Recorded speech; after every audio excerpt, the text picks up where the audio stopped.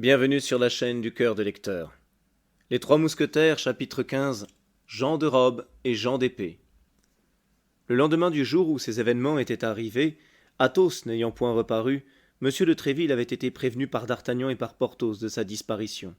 Quant à Aramis, il avait demandé un congé de 5 jours, et il était à Rouen, disait-on, pour affaires de famille. M. de Tréville était le père de ces soldats. Le moindre et le plus inconnu d'entre eux, dès qu'il portait l'uniforme de la compagnie, était aussi certain de son aide et de son appui qu'aurait pu l'être son frère lui-même. Il se rendit donc à l'instant chez le lieutenant criminel.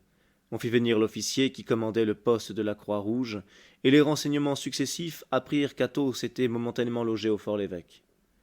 Athos avait passé par toutes les épreuves que nous avons vu Bonacieux subir. Nous avons assisté à la scène de confrontation entre les deux captifs. Athos, qui n'avait rien dit jusque-là de peur que D'Artagnan, inquiété à son tour, n'eût point le temps qu'il lui fallait, Athos déclara à partir de ce moment qu'il se nommait Athos et non D'Artagnan.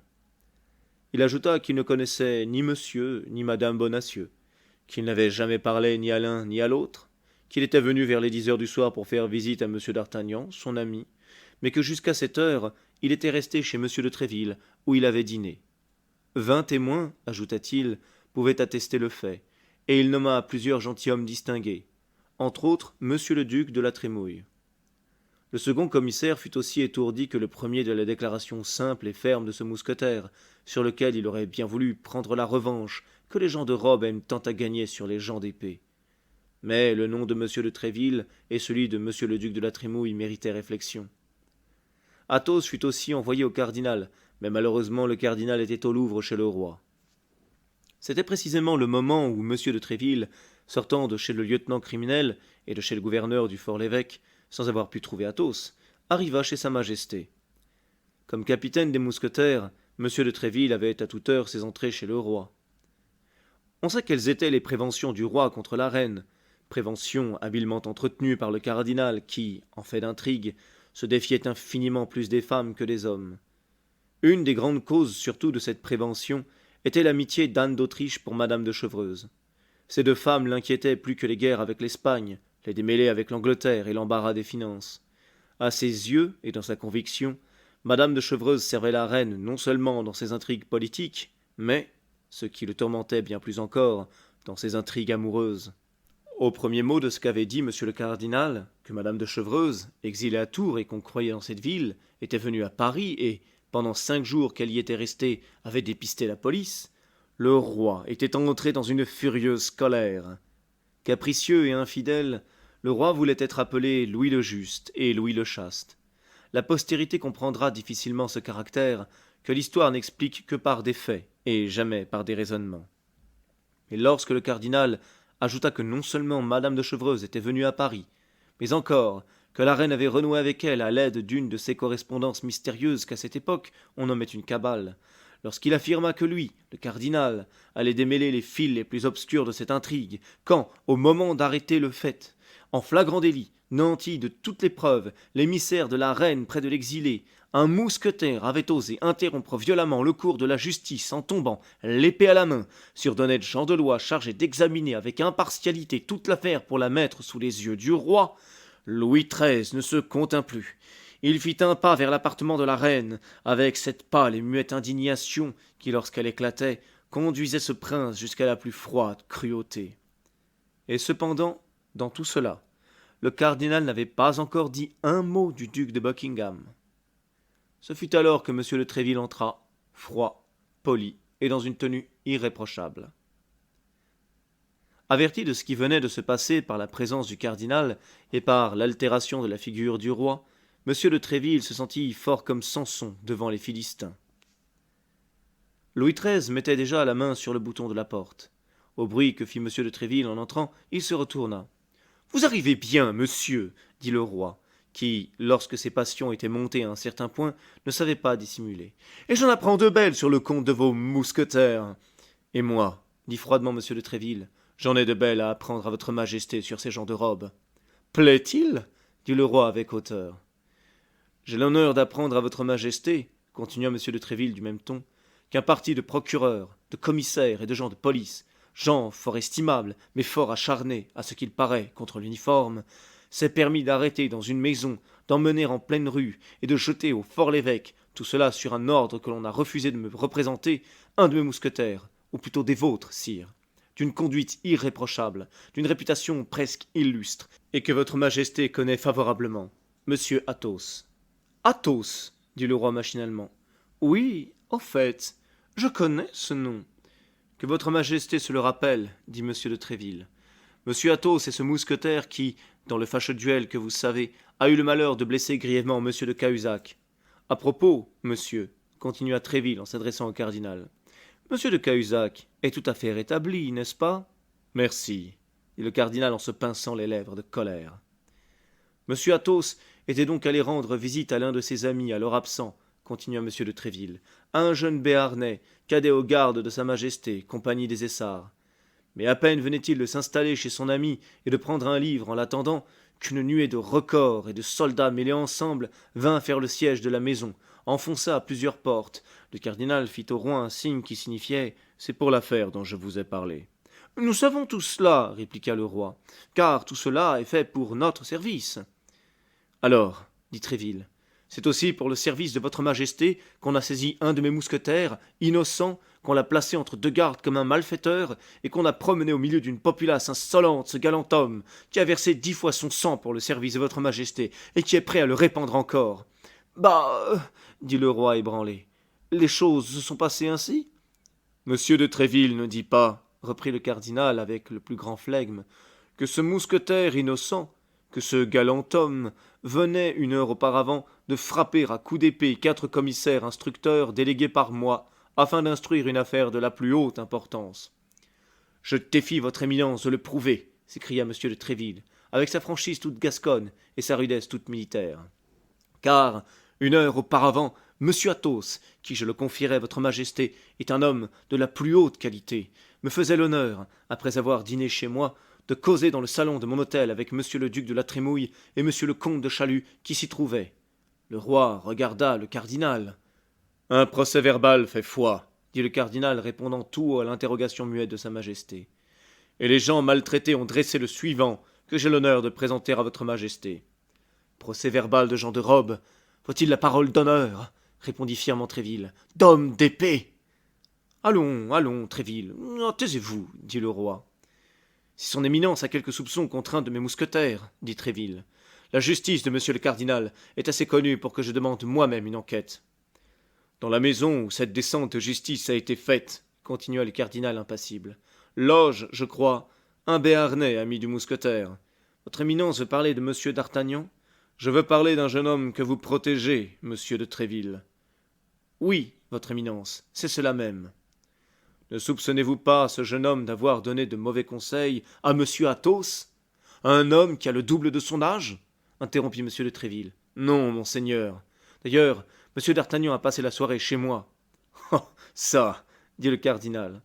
Tout le monde a donc passé la soirée chez vous. Son éminence douterait-elle de ma parole, dit Tréville, le rouge de la colère au front. Non, Dieu m'en garde, dit le cardinal. Mais seulement, à quelle heure était-il chez vous? Oh, cela, je puis le dire sciemment à votre éminence, car comme il entrait, je remarquai qu'il était 9h30 à la pendule, quoique j'eusse cru qu'il était plus tard. Et à quelle heure est-il sorti de votre hôtel? À 10h30, 1 heure après l'événement. Mais enfin, répondit le cardinal, qui ne soupçonnait pas un instant la loyauté de Tréville, et qui sentait que la victoire lui échappait. Mais enfin, Athos a été pris dans cette maison de la rue des Fossoyeurs. Est-il défendu à un ami de visiter un ami? À un mousquetaire de ma compagnie de fraterniser avec un garde de la compagnie de monsieur des Essarts? Oui, quand la maison où il fraternise avec cet ami est suspecte. C'est que cette maison est suspecte, Tréville, dit le roi. Peut-être ne le saviez-vous pas? En effet, sire, je l'ignorais. En tout cas, elle peut être suspecte partout, mais je nie qu'elle le soit dans la partie qu'habite monsieur d'Artagnan. Car je puis vous affirmer, sire, que si j'en crois ce qu'il a dit, il n'existe pas un plus dévoué serviteur de sa majesté, un admirateur plus profond de monsieur le cardinal. N'est-ce pas ce d'Artagnan qui a blessé un jour Jussac dans cette malheureuse rencontre qui a eu lieu près du couvent des Carmes déchaussés? Demanda le roi en regardant le cardinal, qui rougit de dépit.